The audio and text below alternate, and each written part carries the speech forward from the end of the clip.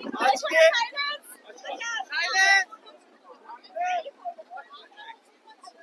এই দুটো বিষয় নিয়ে আমাদের যে সিদ্ধান্ত সেটা আমরা আপনাদের জানালাম।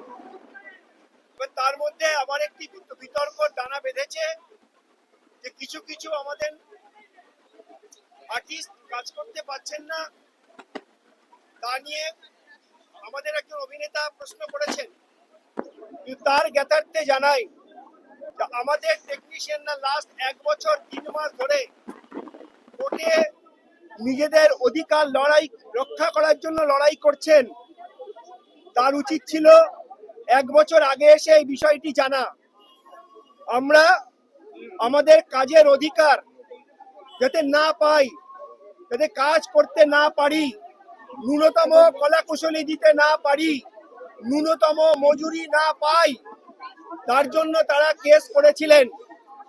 আমাদের ইন্ডাস্ট্রি যেসব সবাই সেটা জানেন, এবং 1 বছর 10 দিনের মাথায় মহামান্য আদালত সেই কেসটিকে খারিজ করে দিয়েছেন।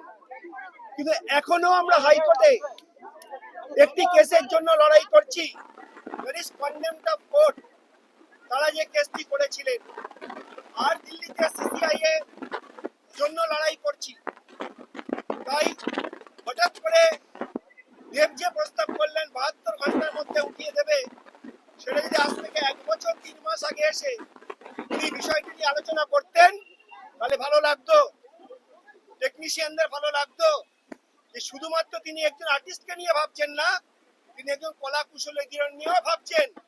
তাহলে কলা কুশলীরা খুশি হতো।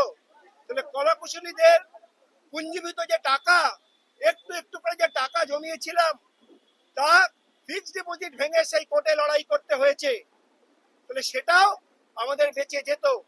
আর আমাদের কাজের অধিকার কেড়ে নেওয়ার জন্য যে যে হাইকোর্টের কাছে প্লিগুলো হয়েছিল সেগুলো তাহলে আর হতো না। তাই বলাটা অনেক সহজ, কিন্তু কাজটা করে দেখানো এবং কলাকুশলীদের পাশে থাকা অনেক বেশি জরুরি। তাই আজকের এই বিতর্কের মধ্যে আমি আর কিছু বলবো না, শুধু এইটুকুই বলবো যে আপনারা সবার সামনে যে ফেডারেশন এবং আর্টিস্ট ফোরাম আমাদের কলাকুশলীদের সুরক্ষা নিয়ে যে সিদ্ধান্তগুলো গ্রহণ করেছে, সেগুলোই আগামী দিনে আমরা অবশ্যই আমাদের ইমপ্লিমেন্ট হবে for the technicians and for the artist.